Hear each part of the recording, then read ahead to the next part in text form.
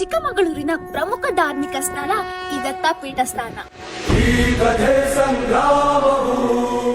ಅತ್ರಿ ಮುನಿಗಳು ಹಾಗೂ ಅನಸೂಯ ದೇವಿ ಇದ್ದಂತಹ ಪುಣ್ಯ ಭೂಮಿ.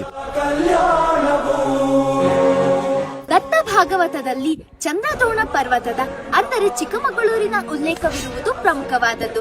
ಅದು ನಮ್ಮ ಹೆಮ್ಮೆ. ತ್ರಿಮೂರ್ತಿಗಳಾದ ಬ್ರಹ್ಮ, ವಿಷ್ಣು, ಮಹೇಶ್ವರರು ದತ್ತಾತ್ರೇಯನ ರೂಪದಲ್ಲಿ ಈ ದಂಪತಿಗಳಿಗೆ ಜನಿಸಿದಾಗ ಅವರು ಈ ಭೂಮಿಯಲ್ಲಿದ್ದರು.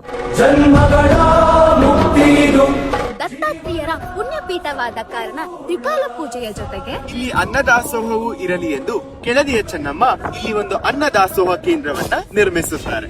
ಜೊತೆಗೆ ಆನೆಗೊಂಡಿಯ ಮಹಾರಾಜರು 20ಕ್ಕೂ ಹೆಚ್ಚು ಊರುಗಳನ್ನು ದತ್ತವಾಗಿ ಕೊಟ್ಟಿದ್ದರು.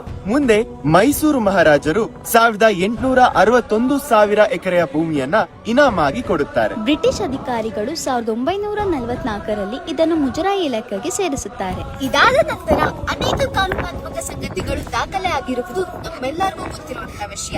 1992ರಲ್ಲಿ ಈಗಿನ ಕಾರ್ಕಳದ ಶಾಸಕರಾದ ವಿ ಸುನಿಲ್ ಕುಮಾರ್ ಅವರ ನೇತೃತ್ವದಲ್ಲಿ ದತ್ತಪೀಠಕ್ಕೆ ದತ್ತ ಮಾಲಾಧಾರಣೆ ಮಾಡುವ ಒಂದು ಪ್ರಕಲ್ಪ ಆರಂಭವಾಯಿತು. 2000 ಇಸ್ವಿಯಲ್ಲಿ ಸುಮಾರು 50,000ಕ್ಕೂ ಹೆಚ್ಚು ಮಾಲಾಧಾರಿಗಳು ಸೇರಿದರು. 2002ರ ಇಸ್ವಿಯಲ್ಲಿ ಇಲ್ಲಿನ ಉಸ್ತುವಾರಿ ಸಚಿವರಾದ ಡಿ.ಪಿ. ಚಂದ್ರೇಗೌಡರು ಈ ಪೂಜೆಯಲ್ಲಿ ಭಾಗಿಯಾಗಿದ್ದರು. ಇಲ್ಲಿ ಹುಣ್ಣಿಮೆಯ ದಿನ ಹೋಮದ ಜೊತೆ